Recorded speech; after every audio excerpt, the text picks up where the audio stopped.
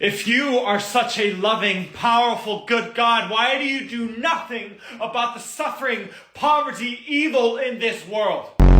Why would a loving God allow us to suffer? If God is a God of love, then why is the world full of suffering and death? If God is so loving and so powerful, then why do you suffer so much? Why do innocent people get raked over the coals? What's going on? Doesn't God care? Or is he simply too weak to do anything about it? Is God disinterested?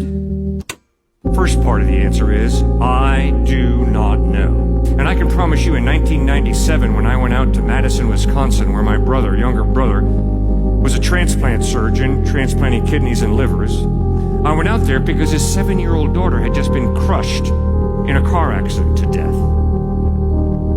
And if you think that I'm going to go out, meet my brother, who's far more intelligent than I'll ever be, and explain to him why God allowed his 7-year-old daughter to be crushed by a pickup truck coming down the road at 55 miles an hour, why the babysitter didn't see the stop sign, ran the stop sign, and that pickup truck slammed to the side of the car, sending my 7-year-old niece to an early grave, I'm not going to do that, because that'd be lying. I do not know why God allowed evil and suffering.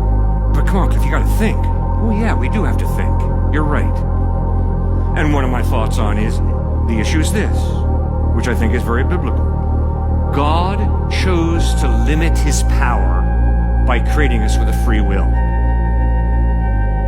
Which means I can either pull out my wallet and give you money to eat lunch, or I can roll this hand into a fist, send it crashing into your handsome face.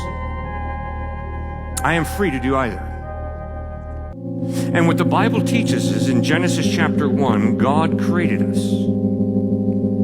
in his image, which means we are not robots, we're not machines. And I like to walk, so if I stumble and fall off of this stage, I'm not going to pick myself up at the bottom and say, phew, I'm glad that's over with. That's determinism. That's fatalism.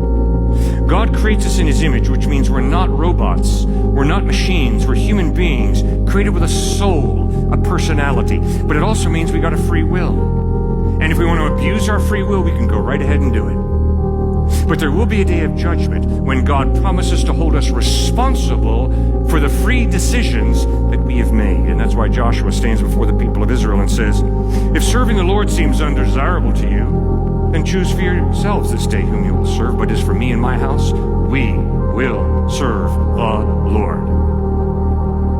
So Genesis 1 says, God created this, and God saw that it was good. And God created that, and God saw that it was good. And you got to get the point, guys. When an author repeats and repeats and repeats a little phrase, obviously he's trying to get the point across. When God created, he did a good job.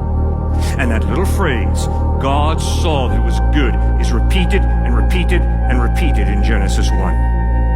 But in Genesis chapter 3, we read how human beings rebelled against God. They didn't eat an apple. They ate some fruit. But that is symbolic of their rebellion against God. It's symbolic of sin. And why do I sin?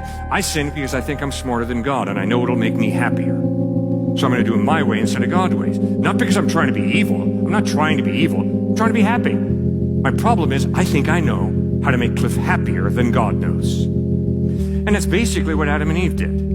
We know what'll make us happier. We will define good and evil. We will assume Godhood. And when they made that decision, that's where the train got off the track. That's where the arrow missed the mark, and things got ugly fast. Because when God steps back, chaos fills the gap. Now, what's one of the main points of the book of Job? One of the main points of the book of Job in the Old Testament is, life is unfair, God is fair. Don't get the two mixed up. Life is unfair, God is fair. Do not get the two mixed up. So when you suffer, if you clench your fist and wave it at God, that's misplaced anger. Misplaced anger. It's not God who's getting you. Rather, it's you're born into a cursed, unfair, messed up world. Life hurts. And to blame God is a cop-out. The same way if I hold back, slap you in the face, and then turn to you and say, God made me do it. That is a cop-out. I'm lying through my teeth to you. He gave me a free will.